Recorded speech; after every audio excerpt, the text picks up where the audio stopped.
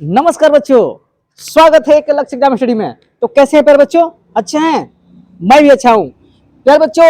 तो कमर कस लीजिए, बिल्कुल बिल्कुल टाइम नहीं है। आप कहिए तो बिल्कुल है ही नहीं है, क्योंकि आज जो हो गया है प्यारे बच्चों 23 फरवरी और कल से यानी 24 फरवरी से एग्जाम है प्यारे बच्चों। तो आज उसी उसी क्रम में आज प्यारे बच्चों हम लाए हैं क्लास 12 के हिंदी का एक समझिए कि मॉडल पेपर है। और ये पूरा आप लोगों का बहुविकल्पी क्वेश्चन जितना आता है प्यारे बच्चों, चाहे गद्य से, चाहे पद्य से, चाहे शब्द युग्म से, चाहे वाक्यांश से, चाहे जो भी हो, जितना क्वेश्चन आता है प्यारे बच्चों सारा चीज हम लोग आज रिवीजन कर लेंगे। और प्रयास यही रहेगा कि इसमें से सारा क्वेश्चन जो है आप लोगों को मिल जाए पेपर में। तो चलिए प्यारे बच्चों बिना देर किए हम लोग शुरू करते हैं। पहला क्वेश्चन है प्यारे बच्चों स्क्रीन पे कि प्लस वन काव्य संकलन के रचयिता है हरिऔध, नरेंद्र शर्मा, जयशंकर प्रसाद, रामधारी सिंह दिनकर। अब बताइए इन चारों में से कौन है प्यारे बच्चों? ये क्वेश्चन जो है कई बार बोर्ड एग्जाम में पूछा होता है बच्चों। तो याद रखेंगे प्लस वन काव्य संकलन की जो रचयिता है प्यारे बच्चों वो है नरेंद्र शर्मा। कौन है प्यारे बच्चों? नरेंद्र शर्मा को याद रखेंगे, नरेंद्र शर्मा को याद रखेंगे। चलिए अगले क्वेश्चन को बढ़ते हैं। निम्न में से कौन छायावादी कवि नहीं है? नहीं वाला ऑप्शन को याद रखेंगे प्यारे बच्चों, क्योंकि बच्चे इसी में कंफ्यूजन कर जाते हैं, कंफ्यूज जाते हैं कि नहीं क्या पूछ रहा है कि नहीं पूछ रहा है, लेकिन नहीं वाला पूछ रहा है, यानी है वाला को नहीं लगाना है। क्या निराला है, क्या अज्ञेय है, कि जयशंकर प्रसाद है, कि महादेवी वर्मा है? तो याद रखेंगे प्यारे बच्चों जो छायावादी के कवि है वो निराला भी है, जयशंकर प्रसाद भी, और महादेवी वर्मा जी भी है। लेकिन है कौन नहीं है? तो ये जो है अज्ञेय जी जो है नहीं है प्यारे बच्चों। कौन नहीं है?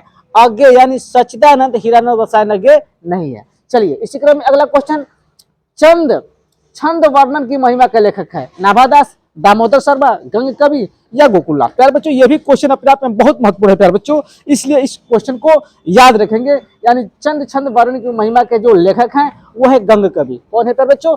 गंग कवि है, तो याद रखेंगे। चलिए अगला क्वेश्चन है कमायनी है प्यारे बच्चों। कमायनी के प्रथम सर्ग का नाम है कामायनी। आप लोग पढ़े भी होंगे, जयशंकर प्रसाद का लिखा हुआ कमायनी जो है रचना है। तो कमायनी के प्रथम सर्ग का नाम है क्या? चिंता है, श्रद्धा है, आशा है या ईड़ा है? तो याद कीजिए प्यारे बच्चों कमायनी के जो प्रथम सर्ग का नाम है वो है चिंता।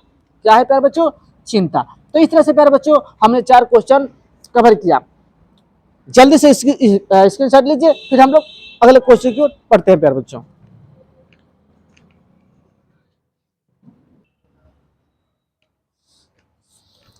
चलिए प्यारे बच्चों अगला क्वेश्चन देखते हैं। विनय पत्रिका किस काल की रचना है? आदिकाल, भक्तिकाल, रीतिकाल, आधुनिक काल? तो आप लोग याद होगा प्यारे बच्चों कि विनय पत्रिका जो है वो है तुलसीदास द्वारा लिखा हुआ, और तुलसीदास, सूर, कबीर जितने भी थे ये सब भक्ति काल के थे। क्या थे प्यारे बच्चों? भक्ति काल के थे। ये सब जो है भक्ति काल के थे प्यारे बच्चों। तो इस तरह से ये रचना जब तुलसीदास की है तो किस काल के हो जाएंगे? भक्ति काल के। चलिए 6वां क्वेश्चन है, हिंदी का प्रथम महाकाव्य है, बहुत इंपॉर्टेंट तरफ से बहुत इंपॉर्टेंट है। हिंदी के प्रथम महाकाव्य है रामचरितमानस है, कि पृथ्वीराज रासो है, कि पदावत है, कि रामचंद्रिका है? तो प्यारे बच्चे याद कीजिए, याद रखिए कि हिंदी का जो प्रथम महाकाव्य है पृथ्वीराज रासो है। कौन है प्यारे बच्चों? पृथ्वीराज रासो है, याद रखेंगे, इसलिए बी को लग किया जाए। अगला क्वेश्चन, दिनकर को ज्ञानपीठ पुरस्कार मिला कब, किस पर मिला? कुरुक्षेत्र पर मिला, कि रसमरथी पर मिला, कि उर्वशी पर मिला, कि हुंकार पर मिला? तो प्यारे बच्चों दिनकर को ज्ञानपीठ पुरस्कार जो मिला था वो उर्वशी पर मिला था। किस पर मिला था प्यारे बच्चों? उर्वशी पर मिला था, उर्वशी पर।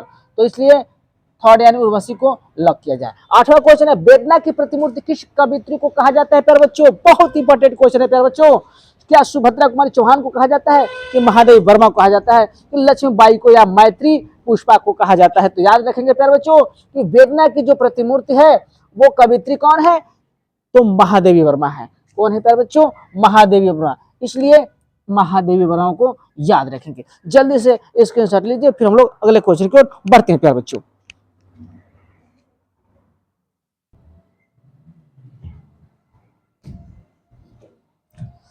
हाँ तो फिर बच्चों अगला क्वेश्चन देख लेते हैं। अगला क्वेश्चन है कि एकांतवासी योगी किसकी रचना है? मैथिली शरण गुप्त की है, कि श्रीधर पाठक जी की है, कि बाल मुकुंद गुप्त जी की है, कि भारतेंदु हरिश्चंद्र की है? तो प्यारे बच्चों याद कीजिए, आप लोग याद कीजिए कि एकांतवासी योगी किसकी रचना है। तो बता दें आप लोगों को कि ये जो है रचना श्रीधर पाठक जी की है। किसकी है प्यारे बच्चों? श्रीधर पाठक जी की रचना है प्यारे बच्चों। अगला क्वेश्चन, कौन सी रचना रामधारी सिंह दिनकर की नहीं है प्यारे बच्चों? फिर नहीं वाला आया है। कौन सी रचना रामधारी सिंह की नहीं है प्यारे बच्चों? क्या कुरुक्षेत्र है, हुंकार है, रश्मिरथी है कि चित्रधार है? तो प्यारे बच्चों अभी हम लोग पढ़े हैं हुंकार के बारे में, कुरुक्षेत्र के बारे में, रश्मिरथी के बारे में। तो ये तीनों रचना जो है रामधारी सिंह की है, लेकिन कौन नहीं है? तो वो है चित्रधार। कौन है प्यारे बच्चों? तो ये है चित्रधार, यानी चौथा ऑप्शन सही होगा। निम्न वाक्यांशों के लिए एक शब्द का चयन कीजिए। फिर आगे प्यारे बच्चों अगला इस टाइप का क्वेश्चन भी रहेगा 2 नंबर का प्यारे बच्चों, यानी वाक्यांशों के लिए एक शब्द, ठीक है ना। तो इसमें से पहला क्वेश्चन, यानी क्वेश्चन नंबर 11 है इस क्रम में, और इसमें से पहला क्वेश्चन है जो सब कुछ जानता हो प्यारे बच्चों, जो सब कुछ जानता हो उसको एक शब्द में क्या कहेंगे? सर्वज्ञ कहेंगे, बहुतज्ञ कहेंगे, अल्पज्ञ कहेंगे कि ज्ञानी कहेंगे? तो याद रखेंगे प्यारे बच्चों, जो सब कुछ जानता है उसे सर्वज्ञ कहते हैं। क्या कहते हैं प्यारे बच्चों? सर्वज्ञ कहते हैं। तो हमारा ऑप्शन पहला, यानी ऑप्शन हमारा राइट हो जाएगा, पहला ऑप्शन राइट होगा। अगला क्वेश्चन, जल में लगने वाली आग, जल में लगने वाली आग को क्या कहते हैं? दवाग्नि कहते हैं कि जठराग्नि कहते हैं कि वराग्नि कहते हैं कि इनमें से कोई नहीं? तो याद रखिए प्यारे बच्चों, ये दवाग्नि जो है जंगल में लगता है, ये जो है पेट में लगता है, और ये वराग्नि यानी पानी में लगता है, समुद्र में लगता है। तो इस तरह से याद रखेंगे, जल में लगने वाली आग को क्या बोलते हैं? बड़ाग्नि बोलते हैं प्यारे बच्चों, बड़ाग्नि बोलते हैं। तो ऑप्शन हमारा थर्ड हमारा सही होगा। अगला क्वेश्चन है कि जिसके हृदय में ममता न हो प्यारे बच्चों। अब बताइए, जिसके हृदय में ममता न हो उसको क्या बोलते हैं? निर्दयी बोलते हैं कि निर्मम बोलते हैं कि कठोर बोलते हैं कि कट्टर बोलते हैं? तो याद रखिए प्यारे बच्चों, जिसके हृदय में ममता न हो उसे निर्मम बोलते हैं प्यारे बच्चों, निर्मम बोलते हैं। क्या बोलते हैं प्यारे बच्चों? निर्मम बोलते हैं। तो इस तरह से हमारा दूसरा ऑप्शन जो है सही होगा। जल्दी से लिखिए, फिर हम लोग अगले क्वेश्चन को पढ़ते हैं।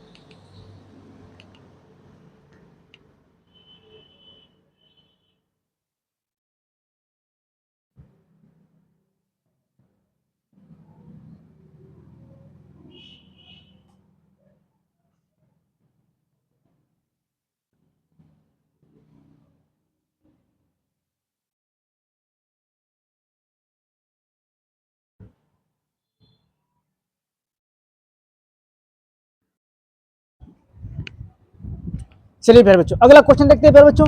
अगला क्वेश्चन है, क्या है अगला क्वेश्चन प्यारे बच्चों? देख लेते हैं। कह रहा है कि किए गए उपकार को न मानने वाला परोपकारी कहलाता है कि कृतज्ञ कहलाता है कि कृतज्ञ कहलाता है कि सज्जन कहलाता है? तो याद रखिए प्यारे बच्चों, किए गए उपकार को मानने वाले को हम कृतज्ञ कहते हैं। क्या कहते हैं? कृतज्ञ कहते हैं प्यारे बच्चों, कृतज्ञ। लेकिन अगर वही पूछ दे कि किए गए कार्यों को न मानने वाला, तो वो कृतज्ञ हो जाएगा। फिलहाल यहाँ राइट आंसर हो जाएगा कृतज्ञ। तो इसलिए हमारा दूसरा ऑप्शन जो है सही होगा। अब अगला प्रश्न की ओर बढ़ते हैं। अगले, निम्न शब्दों में से एक शब्द के 2 अर्थ लिखिए। अब देखिए कुछ ऐसे प्रश्न भी आएंगे जो एक शब्द दे देगा, कहेगा कि उसका 2 अर्थ लिखिए। तो उसमें से कुछ हम आप लोगों को प्रैक्टिस करवा दे रहे हैं, जो आप लोगों को हूबहू परीक्षा में मिलने की संभावना 100% है। नाक। अब देखिए नाक, नाक ऐसा शब्द है जिसके 2 अर्थ होगा। एक तो नासिका होता है, एक नाक का नासिका होता है, एक नाक का स्वर्ण होता है। तो हम लिख सकते हैं प्यारे बच्चों, इस नाक का अर्थ होता है, एक नाक का अर्थ होता है नासिका, और इस नाक का अर्थ होता है, एक नाक का अर्थ होता है स्वर्ण। तो इस तरह से एक शब्द के 2 अर्थ, एक नासिका हो जाएगा और एक स्वर्ण हो जाएगा। इसी क्रम में तीसरा एक है पयोधर, तीसरा है पयोधर। तो पयोधर का पर्वत भी होता है। क्या होता है प्यारे बच्चों? पयोधर का पर्वत भी होता है, और एक पयोधर का मतलब तालाब भी होता है। तो हम लिख सकते हैं तालाब एक अर्थ, और एक अर्थ पर्वत। चलिए आप लोग के सामने है अर्क। अर्क का भी कई अर्थ होता है, जैसे सूर्य होता है, इंद्र होता है, ये भी हो सकता है। तो यहाँ अर्क का अर्थ होता है सूर्य से भी होता है, और एक अर्थ होता है इंद्र से। चलिए, तो इस तरह से आप लोगों को पेपर में ऐसे देखने को मिलेगा। अगले क्वेश्चन को बढ़ते हैं। निम्न मुहावरों तथा लोकोक्तियों का अर्थ लेकर वाक्य में प्रयोग करना है। ये भी आना है परीक्षा में, 2 नंबर के लिए जरूर आता है प्यारे बच्चों, इसलिए इसको भी आप बढ़िया से तैयारी कर लेंगे। क्वेश्चन कह रहा है अंधे की लकड़ी, अंधे की लकड़ी मतलब कि एकमात्र सहारा। तो इसका अर्थ लिख लेंगे क्या हम? एकमात्र सहारा। इसका अर्थ लिख लेंगे एकमात्र सहारा। अब वाक्य में प्रयोग करने के लिए हम कुछ भी बनाकर लिख सकते हैं। जैसे मान लीजिए यहां लिख सकते हैं कि श्रवण कुमार अपने माता पिता के अंधे के लकड़ी के समान थे। तो यहां लिख सकते हैं श्रवण कुमार अपने माता पिता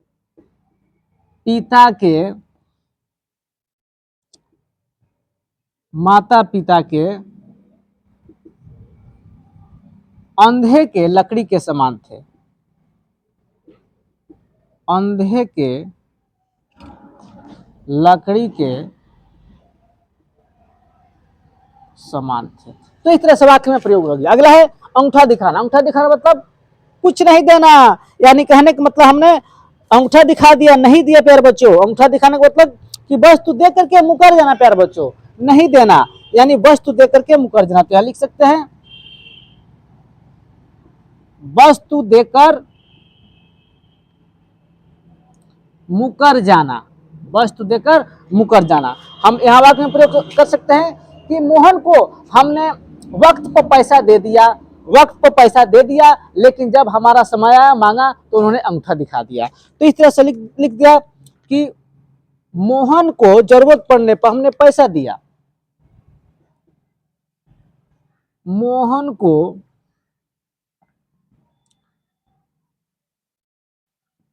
जरूरत पड़ने पर मैंने पैसा दिया, लेकिन जब हमारी बारी, जब हमारा समय आया तो अंगूठा दिखा दिया, तो अंगूठा दिखा दिया। तो इस तरह से प्यारे बच्चों ये मुहावरा और लुकतिया आता है। आप लोग प्रैक्टिस कर लेंगे इस टाइप के, बहुत बहुत ज्यादा है, प्रैक्टिस कर लेंगे, इसमें से कोई भी आ सकता है, बड़ी आसान रहता है प्यारे बच्चों। तो इस तरह से हमने एक समझे कि मॉडल पेपर तैयार करके आप लोगों को बता दिया। तो इस तरह से प्यारे बच्चों जल्दी से स्क्रीनशॉट ले लीजिए, फिर हम लोग देखते हैं।